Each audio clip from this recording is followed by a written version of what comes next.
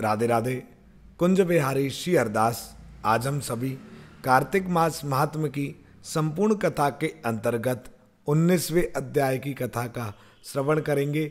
आप सभी को गोवर्धन पूजा की भी हार्दिक शुभकामनाएं। श्री बांके बिहारी जी महाराज की असीम कृपा बरसती रहे। एक बार सब बोलें, श्री गिरिराज धरण तेरी शरण। श्री गोवर्धन महाराज की असीम अनुकंपा। श्री बांके बिहारी जी महाराज के चरणों में आप सभी अपना ध्यान केंद्रित करें। नमः कुंज विहारिण्यै, नमः कुंज विहारिणे, स्वामी श्री हरिदासाय गुरुणाम गुरुवे नमः।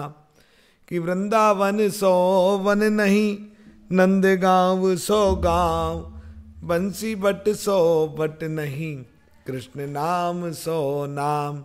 कि कछु माखन को बल भड़ो, कछु गोपन करी सहाय, श्री राधे जू की कृपा सो गिरवर लियो उठाए।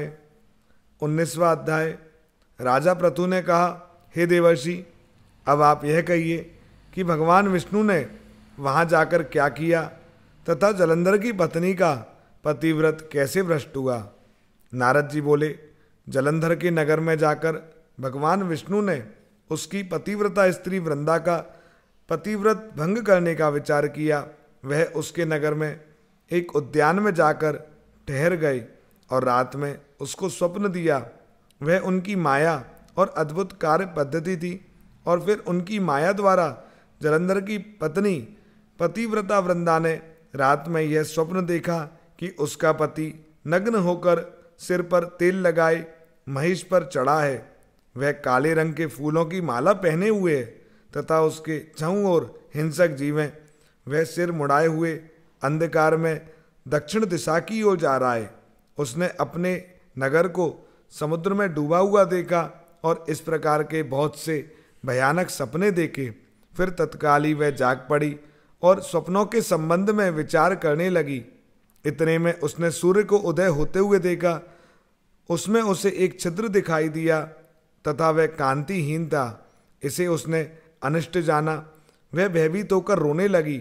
वह छज्जे पर गई, अटारी पर चढ़ी, भूमि पर उतरी, मगर उसको कहीं पर भी शांति नहीं मिल रही थी। फिर वह अपनी 2 सखियों को साथ लेकर उपवन में गई, परंतु वहाँ भी उसको चैन नहीं आया। फिर वह जंगल में निकल गई और उसको वहाँ भी शांति नहीं मिली। वन में उसने सिंह के समान 2 भयंकर राक्षसों को देखा, जिससे वह अत्यंत भयभीत होकर वहाँ से भागने लगी। उसी क्षण वहाँ पर अपने शिष्यों सहित एक मौनी तपस्वी आ गई। भयभीत वृंदा उसके गले में हाथ डालकर उससे अपनी रक्षा के लिए याचना करने लगी। मुनि ने अपनी एक ही हुंकार से उन दोनों राक्षसों को वहाँ से भगा दिया। वृंदा को आश्चर्य हुआ। वह भय से मुक्त होकर मुनिनाथ को हाथ जोड़कर प्रणाम करने लगी और कृतज्ञता का ज्ञापन किया।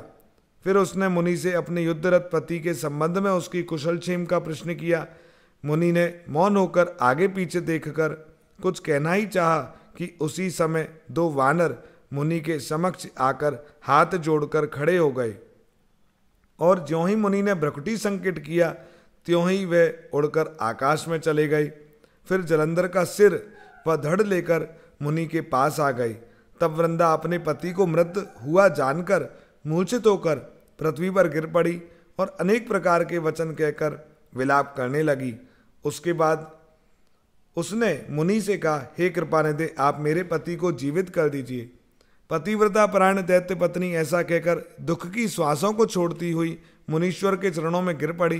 तब मुनीश्वर ने कहा, वह शिवजी द्वारा युद्ध में मारा गया है, अतएव जीवित नहीं हो सकता, क्योंकि जिसे भगवान शंकर मार देते हैं वह कदापि जीवित नहीं होता। परंतु शरणागत की रक्षा सनातन धर्म है, अतः मैं कृपा कर इसे जीवित करता हूँ। नारद जी कहते हैं कि वह मुनि साक्षात विष्णु ही थे, जिन्होंने यह सब माया रची थी। वह वृंदा के पति को जीवित करके अंतर्ध्यान हो गए। जलंधर ने उठकर वृंदा का आलिंगन किया और उसका मुख चूमा। वृंदा भी पति को जीवित हुआ देखकर अत्यंत हर्षित हुई और अब तक सब बातों को स्वप्न समझा।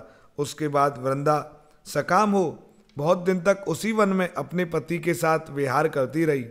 फिर एक दिन उसने सूरत एवं संभोग काल के अंत में भगवान विष्णु को पहचान लिया, अतः उन्हें ताड़ित करती हुई बोली, हे पराई स्त्री से गमन करने वाले विष्णु, तुम्हारे शील को धिक्कार है। मैंने जान लिया है कि वह मायावी तपस्वी तुम ही थे।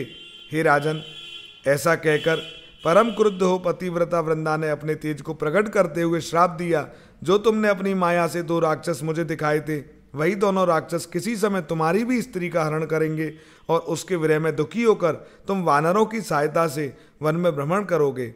यह सर्वेश्वर जो इस समय तुम्हारा शिष्य बनाए, वह वहाँ भी तुम्हारा साथी रहेगा।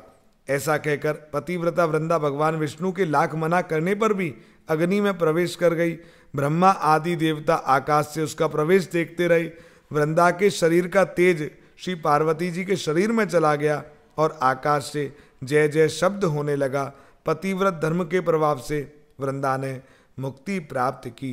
तो आज हम सभी ने 19वें अध्याय की कथा का श्रवण किया है। श्री बांके बिहारी जी महाराज की असीम अनुकंपा हम सभी पर सदैव बरसती रहे। श्री कुंज बिहारी श्री हरदास। जय जय श्री राधे।